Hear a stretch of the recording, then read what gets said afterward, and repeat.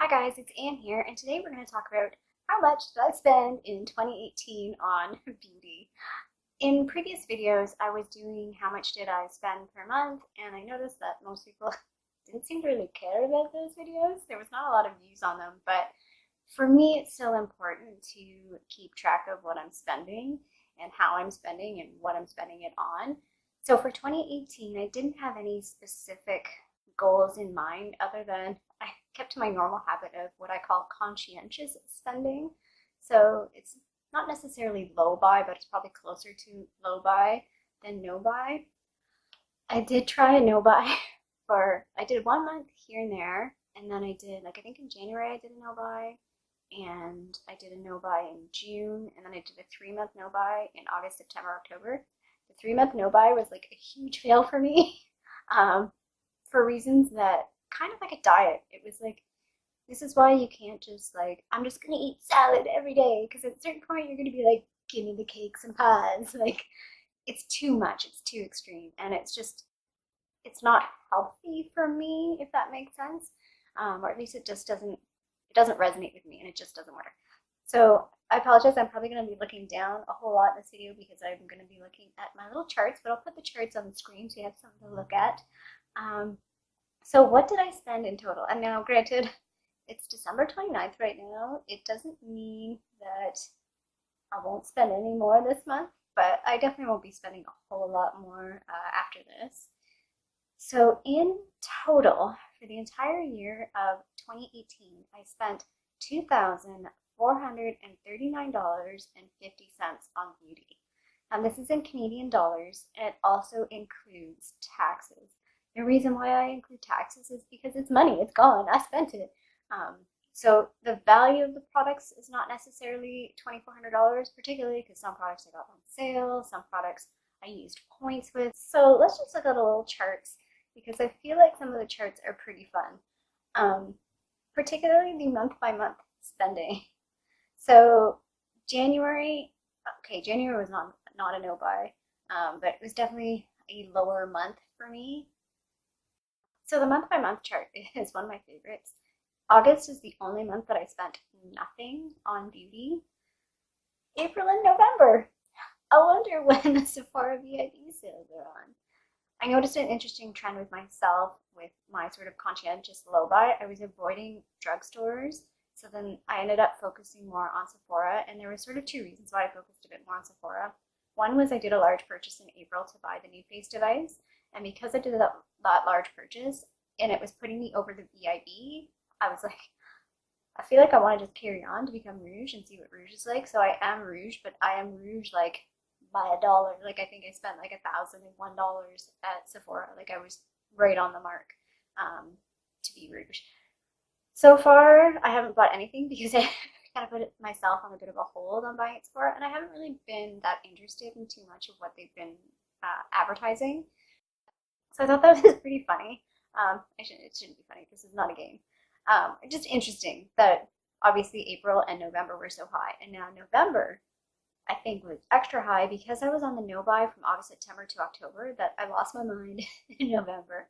I spent more in November on makeup than I think any other month, and it was partially because, and there was other reasons too. Like, I was stressed out with work a little bit. I was bouncing back from not buying anything, so I was like, I want to buy all the things. So that's how that went. So the next chart that I want to show is sort of the different categories, or how I categorize things: fragrance, hair care, makeup, nails, other skincare tools. Obviously makeup was the most, and like I said, the month that I spent the most on makeup was November.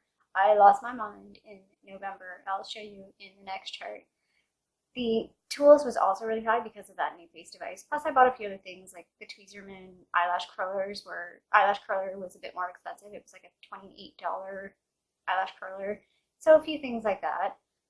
Fragrance, I only bought one thing. And again, nails, I was trying to keep it on the down low because I have too much nail products, too much nail polishes, which I'm doing. I don't know what order my videos are going to go up. I'm sort of filming like crazy right now, and I'm going to look like really different between videos because I just did my hair and I'm like crazy makeup today with like false eyelashes. Anyway, tangent. let's look more specifically at makeup. So again, January, I thought I was on a no-buy. Clearly I was not on a no-buy, but I only spent $4.50 on makeup. So obviously it's interesting. You could see like the beginning of the year, like I was pretty good, and then it went up to May, and I was like, oh God, May, too much. And then I dropped back down again. In November, I spent $400 on makeup. I lost my freaking mind. That was too much. I definitely know going forward that I don't want to spend $400 on makeup in 1 month, or at least just makeup. Like beauty, that's fine if it's like hair care and skincare and other stuff, but that was too much. Skincare, I wanted to look a little bit more closely again at too, and skincare is sort of all over the map. So I think my patterns with skincare is I buy things when I need them, or I know there's some things that's like, oh, I was interested in vitamin C, so I started trying out different vitamin C's. I now know that vitamin C does not play nicely with my skin, so I have not purchased any vitamin C since the springtime. Again, November, lost my mind and spent $132 on skincare, which for skincare, depending on if you're stocking up, which I think I was, or at least I was trying a bunch of different stuff. I can't remember what I bought in November on skincare. I'd have to look at the specifics, but $130 on skincare, if you're buying multiple things like cleanser and moisturizer and serum, to me is not too extreme if you're like buying all the things. That makes sense. Another fun chart that I wanted to put together was sort of number of items. Again, November, I bought 40 different things. That's ridiculous. What was I thinking? I have no idea what I was thinking. That's way too much stuff. But yeah, you can see most months I'm pretty consistent in number of items. So I think that's pretty interesting. I have no idea why. One thing I want to do, and I didn't do a little chart on this, but let's just organize these by lowest to highest, although some items are going to have no cost because I think I got them for free, so let's not count that. So the cheapest item that I bought was the Essence Eyebrow Pencil for $2.81, and I clearly got what I paid for on that item. I hated that. I wonder if I got that like on sale or something, because I think it's more than that. I think it's like $4, maybe not. And I'm guessing the most expensive thing was the NuFace device, but let's find out.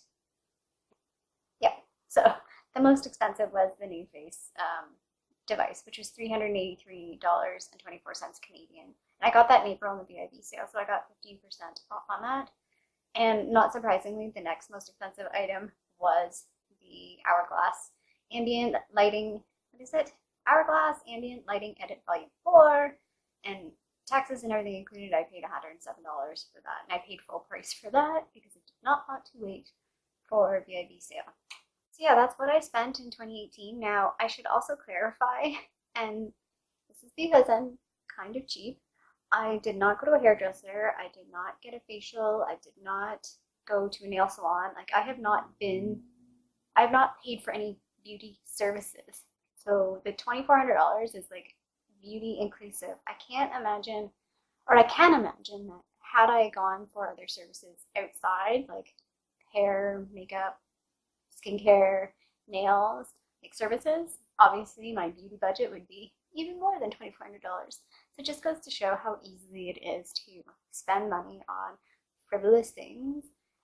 I know it's frivolous, but I do like it. Like, this is what I spend money on. I don't really spend money on food. I don't really spend money on clothes. As you can tell, I'm wearing like this super old cozy sweater. Beauty is what I spend my money on, and it's where I get joy from. But I do know that I need to be conscious, because I feel like if you do spend too much, or you spend over what you can afford or you're comfortable with, you no longer enjoy it anymore. And I also have to be conscious of like number of products. I live in a small apartment. I don't want so many products that A, they're cluttering the space up, and B, they're just too much that I can't use it, if that makes sense. So for 2019, I am not going to do any videos on what I'm spending per month, but I'll probably do a similar video at the end of the year to capture what I've spent on. I definitely will continue sort of a conscientious buying strategy, because that's just who I am. I can't really change that. And part of my journey for 2019 will be a bit different. I know I'll be buying products more for testing and for videos than I would have probably in 2018, because I definitely want to try some different things out, but I want to share that with you guys as well. So I'll probably be spending more at the drugstore I'm not sure if I'll end up being Bruges again next year after 2019, but we'll play it all by ear and see how this goes. Anyway, I think I'm starting to ramble now. I'm going to wrap this video up. I hope you have a great day. I'll see you sometime soon. Bye.